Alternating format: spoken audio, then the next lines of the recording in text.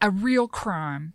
In a series of podcasts, I want you to travel down some lonely roads with me. These are the roads I traveled with families who never got to say goodbye to loved ones. These family members were fated to live the rest of their lives waiting and wondering. I will begin this series with unsolved murders, but I will also revisit cases that include arrests because aspects of the case are worth re-examining.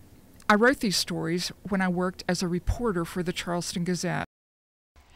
Thanks for joining me today for what will be my last podcast in this series, episode 44, Omega. As I wrote in the introduction to this podcast, I walked some lonely roads with people who never got to say goodbye to their loved ones. I feel privileged that I got to meet those good people who allowed me to walk with them. They let me come into their lives with the hope that if I wrote something about their missing loved ones, they might at last find answers to their questions. I wish I could have helped them more. But for a brief time in our journeys on life's path, I got to know Eva Smith, Donald Woods, and others who suffered a kind of grief none of us want to experience. I call what they experienced unquenchable grief. In our finite minds, we cannot take it in that a human being could disappear.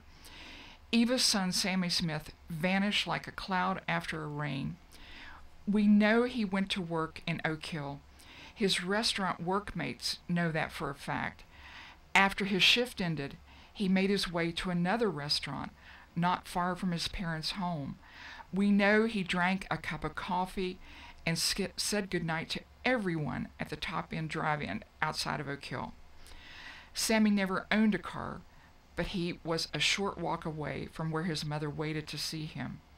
Later, the other coffee drinkers would tell his family he was there. From there, he vanished, never to be seen by his family again.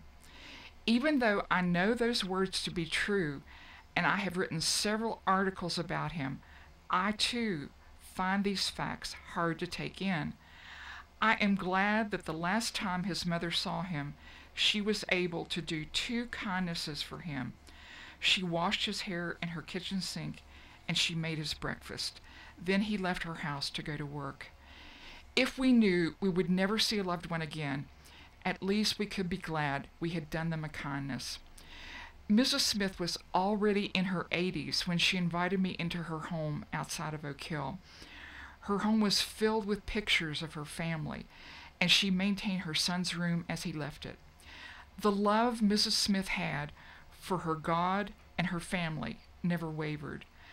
But like too many of the parents I interviewed and wrote about, she would die never knowing what happened to her son.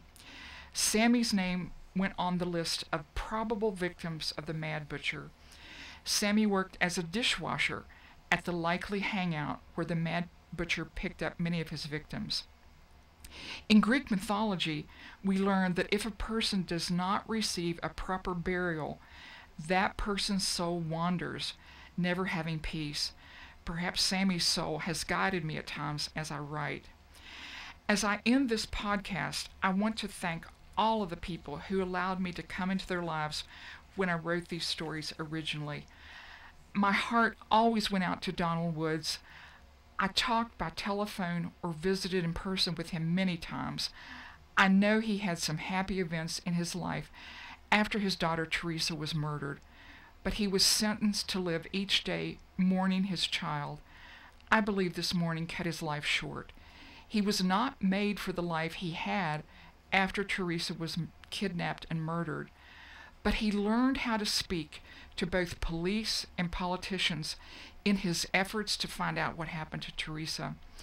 Before her disappearance, I think Donald would have described himself as a simple man who just wanted to work and provide for his family, but he grew into a more sophisticated person as he tried to find justice for his daughter.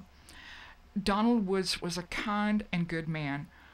Why was it his fate to never enjoy life again after his daughter's disappearance?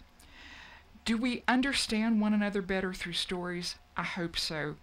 We are but poor players who strut and fret upon the stage, as Shakespeare so wonderfully wrote.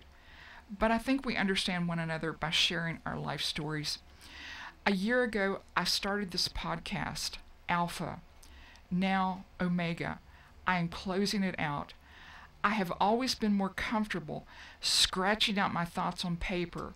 This podcast made me cast my voice out into the infinite internet. I never got used to the sound of my voice reading these podcasts.